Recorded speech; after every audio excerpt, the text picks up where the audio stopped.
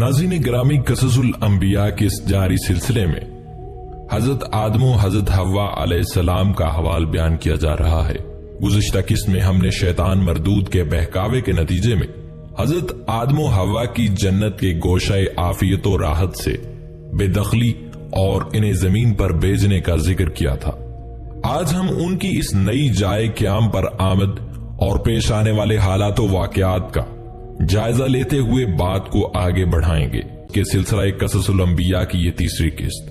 مگر آگے بڑھنے سے قبل حسب روایت نئے آنے والے ساتھیوں سے گزارش ہے کہ چینل کو سبسکرائب کرتے ہوئے ساتھ موجود گھنٹی کے بٹن کو دبا دے تاکہ یہ سلسلہ ایک تواتر کے ساتھ آپ تک پہنچتا رہے۔ ناظرین، جیسا کہ روایات میں ذکر ملتا ہے، حضرت آدم اور حضرت حوا علیہ السلام 100 سال یا 60 سال جنت میں رہے۔ گزشتہ قسط میں ہم بیان کر چکے ہیں کہ اس عرصے میں دونوں پر جنت کے کسی بھی حصے میں جانے پر پابندی نہ تھی سوائے شجر ممنوعہ کے۔ شیطان اب ان دونوں کا کھلا دشمن تھا اور اپنی سزا کا بدلہ لینے کے لیے بے قرار بھی۔ اس کی شدید خواہش تھی کہ یہ اللہ کے حکم کی خلاف ورزی کرے۔ پھر شیطان نے ان دونوں کے دلوں میں وسوسہ ڈالا تاکہ ان کی شرمگاہیں جو ایک دوسرے سے پوشیدہ تھی بے پردہ ہو جائیں۔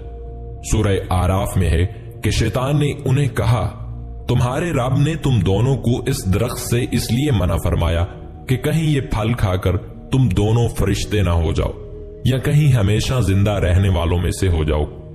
شیطان کی ان باتوں نے حضرت حوا علیہ السلام کو سوچنے پر مجبور کر دیا، اور پھر شیطان کی مسلسل اور تواتر کے ساتھ سازشیں رنگ لائیں اور اس نے حضرت حوا کو پھل کھانے پر راضی کر لیا۔ ایک دن حضرت حوا نے حضرت آدم علیہ السلام سے کہا کہ ہم اس شجر ممنوعہ کا ذرا سا حصہ کھا کر تو دیکھیں، آخر وہ کیا راز ہے جو اللہ نے اسے کھانے سے منع فرمایا۔ شروع میں تو حضرت آدم علیہ السلام اس کے لیے قطعی طور پر تیار نہ تھے، لیکن پھر حضرت حوا علیہ السلام کے مسلسل اصرار پر وہ راضی ہو گئے۔ ابھی ان دونوں نے پھل کو پورے طور پر چکھا بھی نہ تھا کہ ان کی سترگاہیں ایک دوسرے پر عیاں ہو گئی، جس پر دونوں بدحواسی اور پریشانی میں جنت کے درختوں کے پتے توڑ توڑ کر اپنا بدن چھپانے لگے۔ اللہ نے دونوں کو پکارا اور فرمایا، کیا میں نے تم کو منع نہیں کیا تھا کہ اس درخت کا پھل نہ کھانا اور شیطان کے ورغلانے میں نہ آنا؟ یہ تمہارا کھلا دشمن ہے۔ دونوں نے جب اللہ کی پکار سنی تو مارے خوف الہی کے کانپ اٹھے۔ نہایت لاچارگی اور عاجزی سے اپنی خطا پر نادم و شرمندہ ہوتے ہوئے بارگاہ خداوندی میں عرض کیا، اے ہمارے رب، ہم دونوں سے بہت بڑی غلطی ہو گئی ہے۔ اب اگر آپ نے ہم پر رحم و کرم نہ کیا اور معاف نہ فرمایا تو ہم تباہ و برباد ہو جائیں گے۔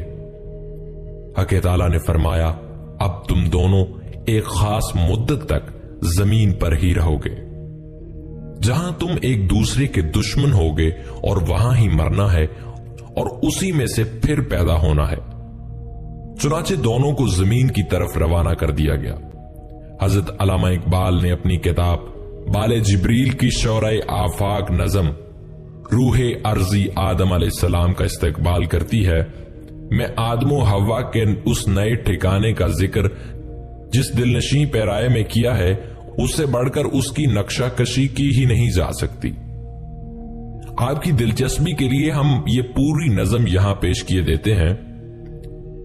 کھول آنکھ زمین دیکھ، فلک دیکھ، فضا دیکھ، مشرق سے ابھرتے ہوئے سورج کو ذرا دیکھ، اس جلوے بے پردہ کو پردے میں چھپا دیکھ، ایام جدائی کے ستم دیکھ، جفا دیکھ، بے تاب نہ ہو مارکائے بیم و رجا دیکھ، ہیں تیرے تصرف میں یہ بادل، یہ گھٹائیں، یہ گنبد افلاک، یہ خاموش فضائیں، یہ کوہ، یہ صحرا، یہ سمندر، یہ ہوائیں، تھیں پیش نظر کل تو فرشتوں کی ادائیں، آئینہ ایام میں آج اپنی ادا دیکھ، سمجھے گا زمانہ تیری آنکھوں کے اشارے، دیکھیں گے تجھے دور سے گردوں کے ستارے، نہ پے تیرے بحر تخیل کے کنارے، پہنچیں گے فلک تک تیری آہوں کے شرارے، تعمیر خودی کر عصر آہ رساں دیکھ، خورشید جہاں تاب کی زو تیرے شرر میں، آباد ہے ایک تازہ جہاں تیرے ہنر میں، جچتے نہیں بخشے ہوئے فردوس نظر میں، جنت تیری پنہا ہے تیرے خون جگر میں، اے پے کرے گل کوشش پے ہم کی جزا دیکھ، نالندہ تیرے عود کا ہر تار ازل سے، تو جن سے محبت کا خریدار ازل سے، تو پیر صنم خانہ اسرار ازل سے، محنت کش و خون ریز و کم آزار ازل سے، ہے راکب تقدیر جہاں تیری رضا دیکھ۔ ناظرین محترم، جنت کی پرکیف فضاؤں سے اس کرۂ ارضی پر منتقل کیے جانے کے ساتھ حضرت آدم علیہ السلام کو اپنی زوجہ کے ساتھ نئے چیلنجوں کا سامنا تھا۔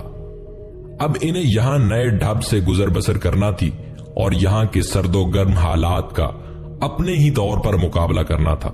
جو مفصل حالات اس زمن میں صدیوں بیشتر کی کتب میں ملتے ہیں، ان کے بیانات اور مختلف مکاتب فکر کے مابین کئی طرح کے اختلافات موجود ہیں، لیکن اپنی اپنی حد تک ائمہ اسلام، محدثین، مفسرین اور شارحین نے جو کچھ بیان کیا ہے، یہاں ہم ان کی روشنی میں حالات و واقعات کا جائزہ لینے کی کوشش کرتے ہیں۔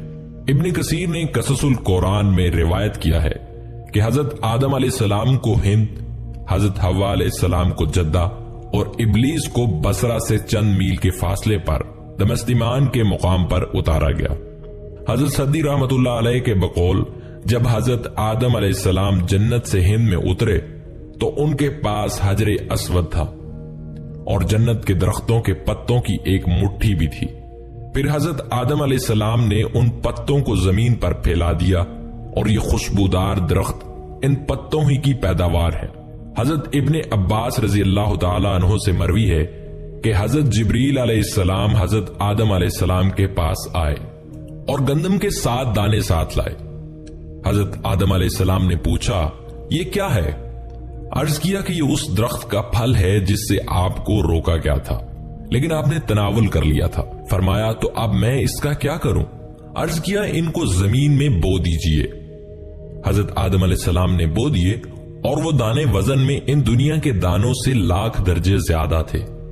وہ دانے اگے، حضرت آدم علیہ السلام نے فصل کاٹی، پھر دانوں کو علیحدہ علیحدہ کیا، پھر صفائی کی، اسے پیس کر آٹا گوندا اور روٹی پکائی۔ اس طرح محنت و مشقت کے بعد اسے کھایا۔ حضرت آدم علیہ السلام زمین پر آنے کے بعد نہایت شرمسار اور افسردہ تھے۔ پھر حضرت حوا علیہ السلام سے علیحدگی نے بھی سخت پریشانی میں مبتلا کر دیا تھا۔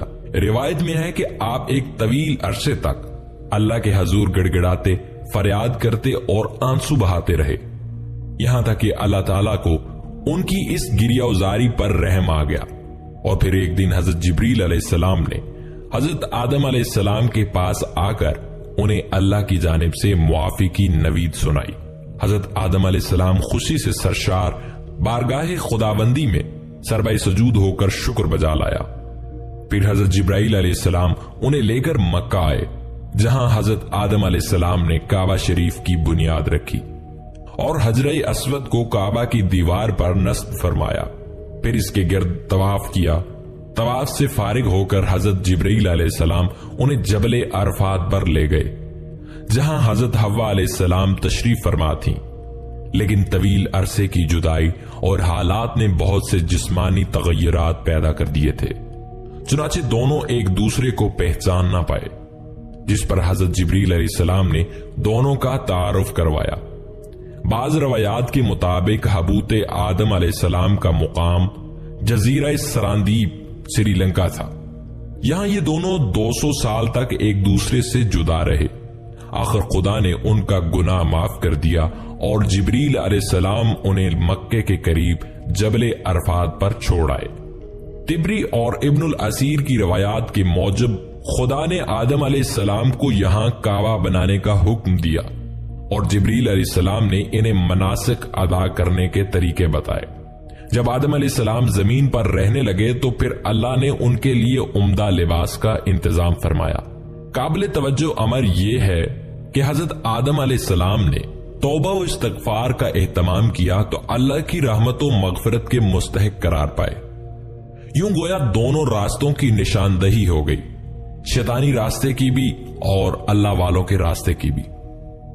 گناہ کر کے اس پر اترانا، اصرار کرنا اور اس کو صحیح ثابت کرنے کے لیے دلائل کے انبار فراہم کرنا شیطانی راستہ ہے، اور گناہ کے بعد احساس ندامت سے مغلوب ہو کر بارگاہ الہی میں جھک جانا اور توبہ و استغفار کا اہتمام کرنا بندگان الہی کا راستہ ہے۔ جنت میں سرزد ہونے والی خطا کی تو انہیں معافی مل گئی، لیکن جیسا کہ اللہ تعالیٰ کا فیصلہ ہے، روز محشر ہر انسان کو اپنے عمل کا جواب دہ ہونا پڑے گا۔ اسی طرح حضرت آدم علیہ السلام کو رب تعالیٰ کے حکم کو نظر انداز کر کے شیطان کے بہکاوے میں آنے کی خطا کی اللہ تعالیٰ کا سامنا ہونے پر اپنی صفائی پیش کرنے کا مرحلہ درپیش ہوگا۔